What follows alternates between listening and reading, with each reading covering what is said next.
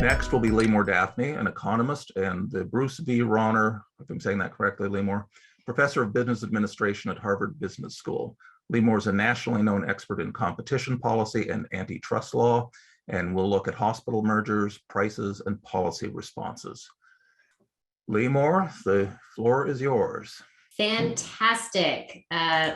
Just getting optimized here. Very good. It is great to be here today. And I look out my window and the plows have just come by. There's a big snowstorm here in Boston. And I would expect many attendees are in California, so I'm quite jealous.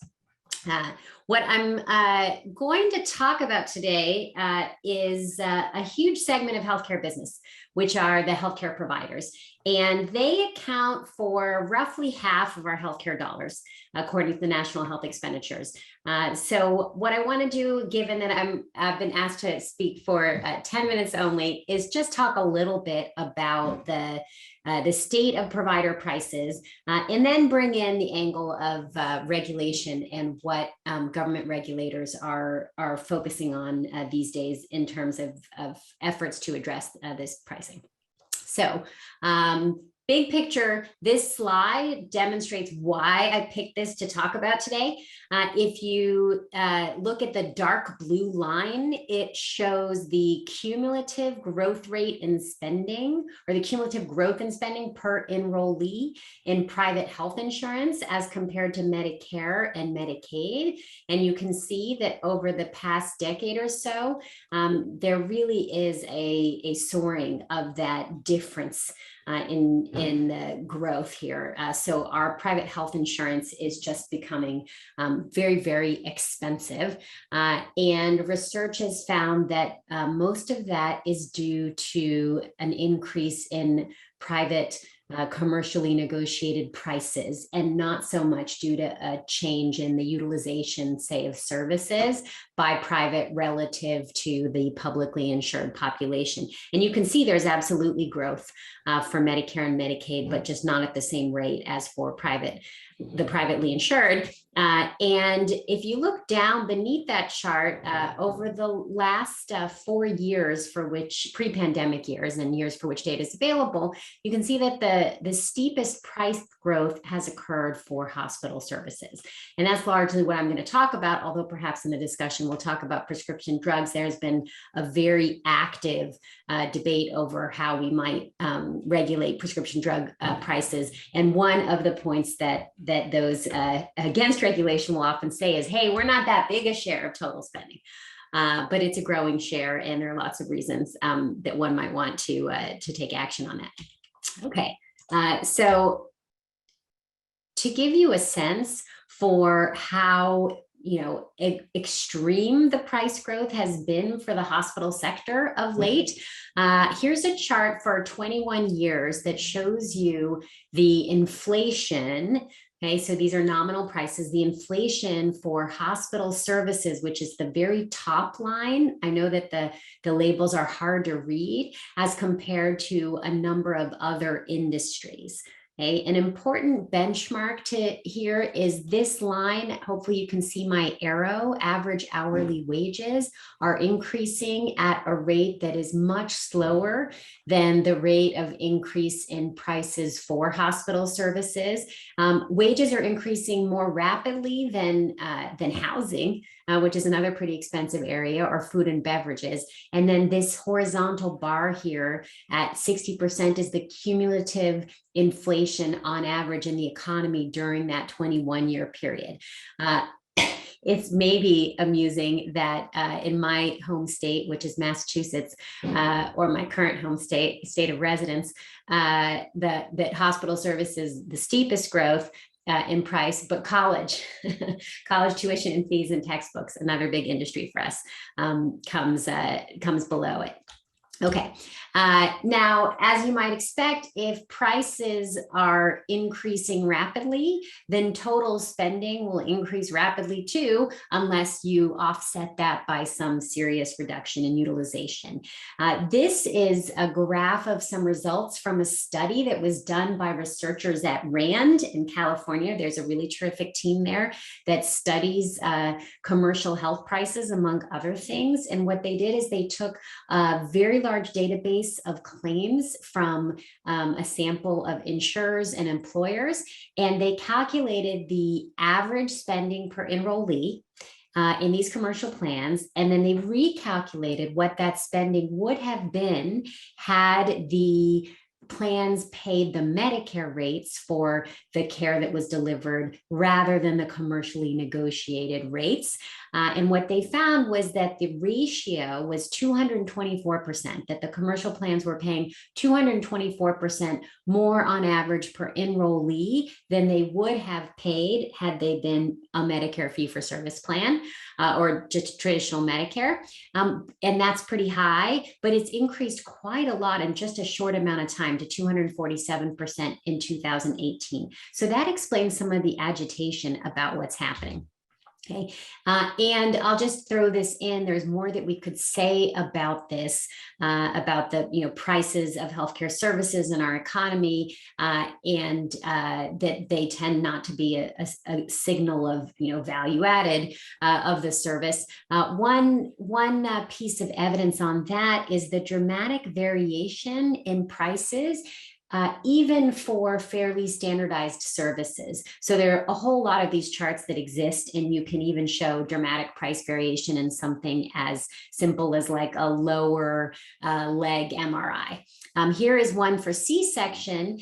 This chart shows you the distribution of C-section prices, commercially negotiated prices, not list prices, for the 5 metro areas with the least variation in that price across providers, and the 5 metro areas with the most variation, with 2-3 metro areas in California hitting the top 5 there in terms of variation.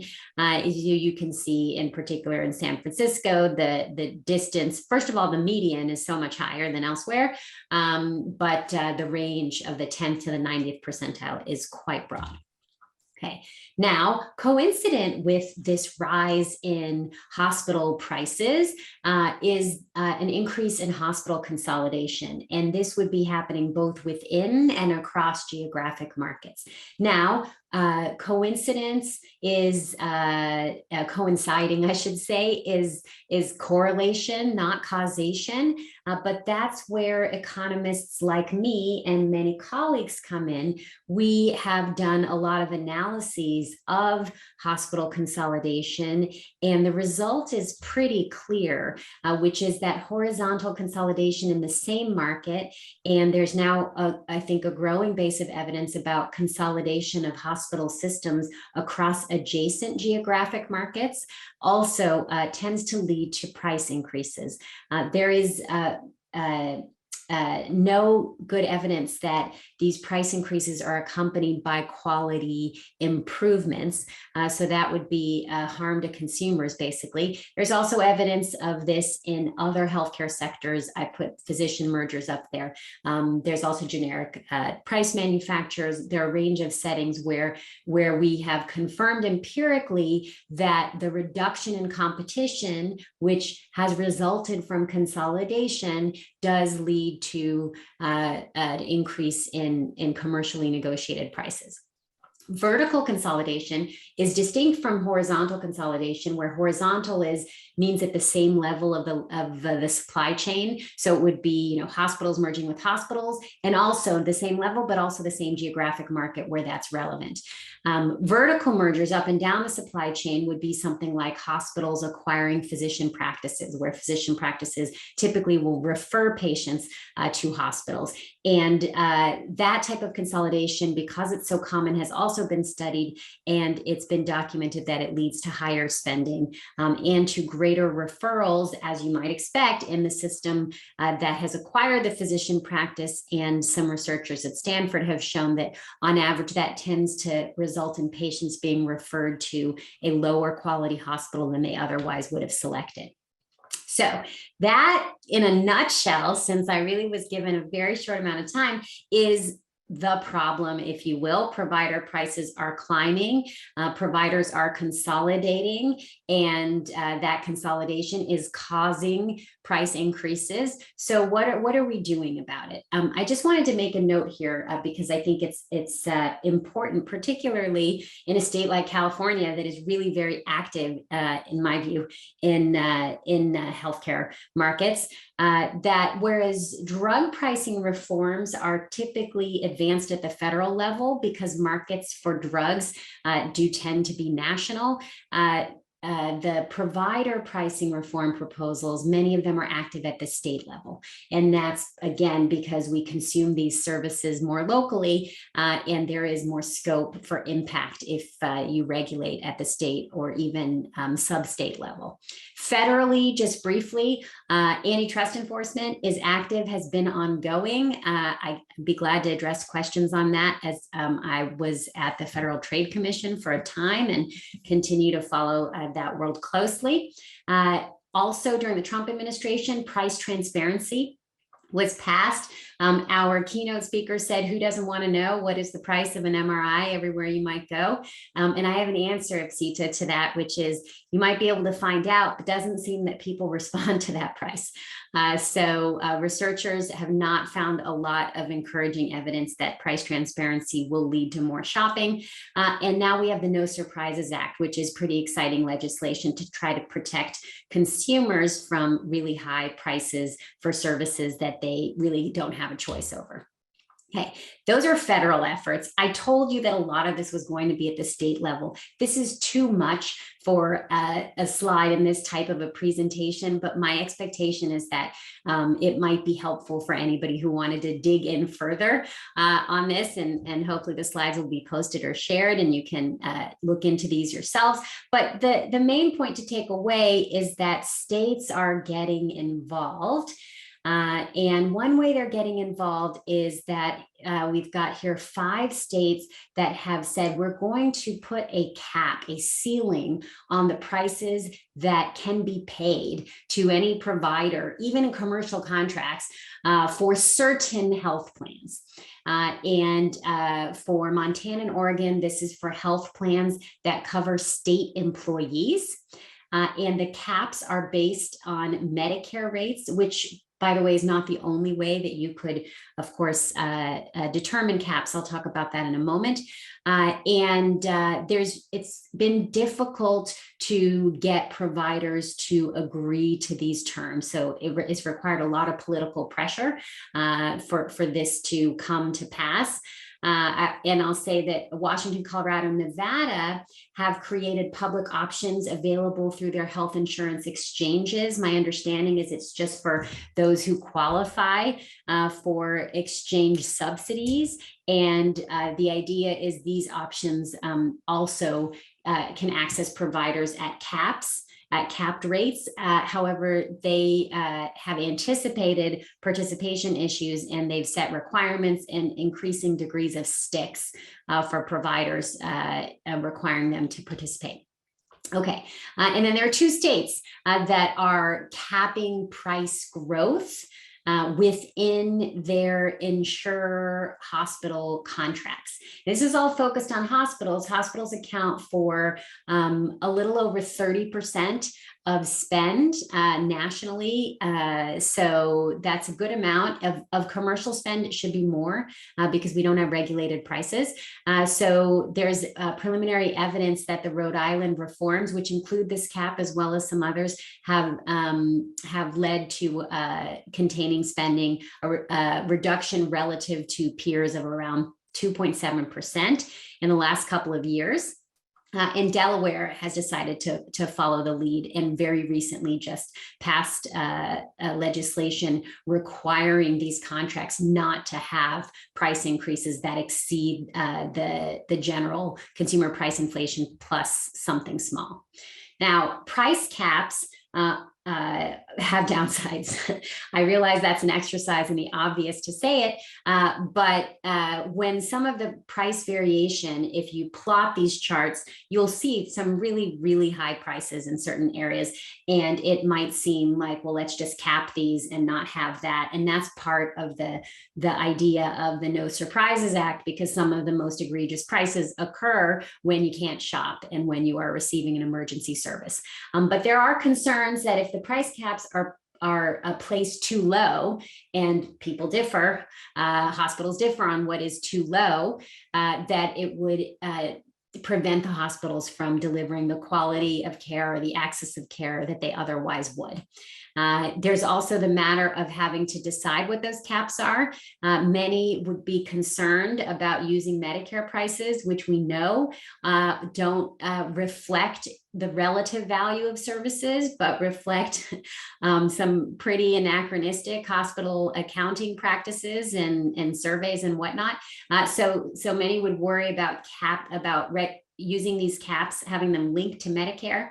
Plus, it would then make the Medicare price determination an even bigger political issue, because it also affects commercial prices. There's also concern raised, say in Massachusetts, when this discussion arose in the fall. A lot of hospitals explained, we have extraordinary workforce challenges now, and if you're going to tell us that we can't raise our prices, we don't know how we can pay and retain our staff. So this need to enable some flexibility in enforcement is important, and one that those who are attempting to contain market power are aware of. At the same time, having hospitals continue what they have been doing does not seem does not really seem sustainable. And something that I've also heard in Massachusetts is that, well, if we're capped but other states don't cap, then we're not going to be able to attract the same kinds of physicians, because we won't be able to afford the same kinds of technology or salaries. Okay. There are alternatives.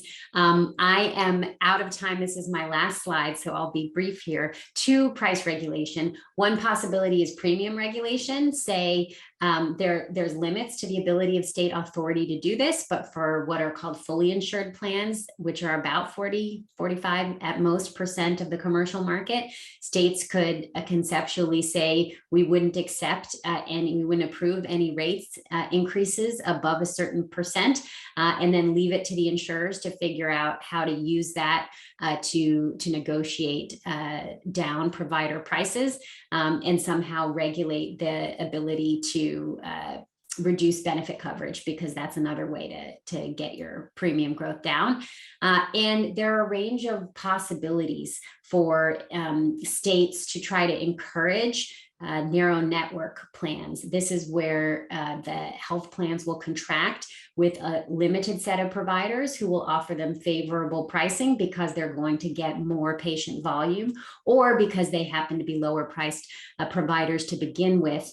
These plans tend to be much cheaper. They're more popular on the health insurance exchanges than in the commercial market at large, and more support for these kinds of plans could make it less attractive for providers to keep raising prices because they aren't getting members.